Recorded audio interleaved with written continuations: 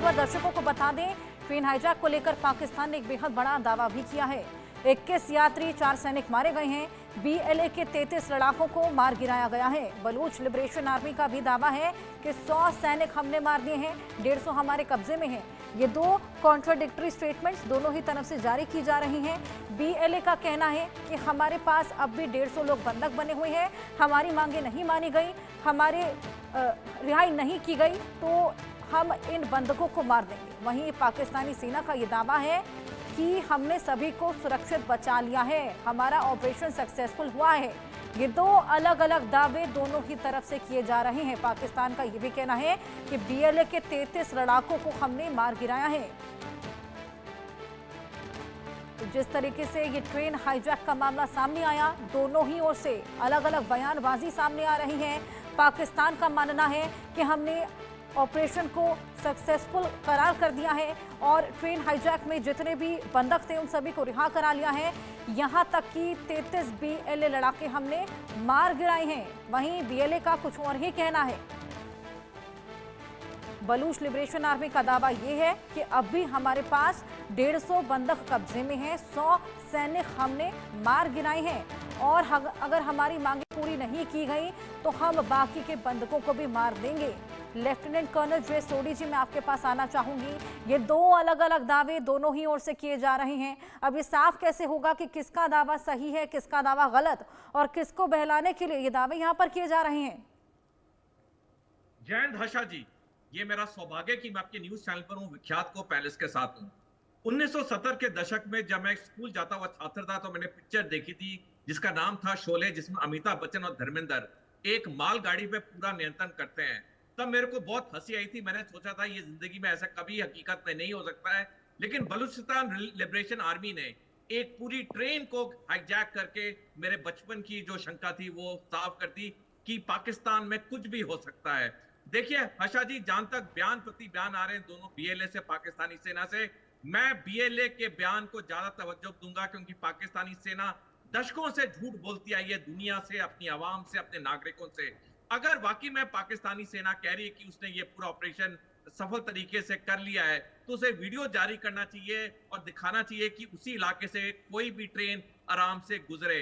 जब तक ऐसा कोई वीडियो नहीं आता है, पाकिस्तानी सेना के जो दावे हैं वो मेरे को कोई क्रेडिबल नहीं लग रहे हैं। बिल्कुल सोनी जी, जब तक पुष्टि नहीं होती तब तक ये दावे महज दावे हैं। हुसैन भी हमारे साथ जुड़े हुए हैं, पाकिस्तानी पत्रकार हैं। हुसैन, किसके दावे को सच माना जाए? जी, सबसे पहले आपका शुक्रिया कि आपने इनवाइट किया। मैं अभी आपके जो पार्टिसिपेंट्स हैं इनको भी सुन रहा था। दावों की तो बात ही नहीं है। आप खुद देखें, एक बहुत बड़ा वाकया हुआ, एक ट्रेन को अगवा किया गया और जो कुछ हुआ आपके सामने है। और अभी मैं अपने एक जो यहाँ पे बैठे हैं वो ये भी कह रहे थे कि जो आर्मी है हमारी वो टॉल क्लेम्स कर रही है। सर, ये कोई टॉल क्लेम्स नहीं है, जो है जमीन पे दिखाई दे रहा है। कल से मैं मुख्तलिफ शोज में आया, जब से ये वाकया हुआ है हमने कोई ऐसे क्लेम नहीं किए कि हमने उनकी कमर तोड़ दी है।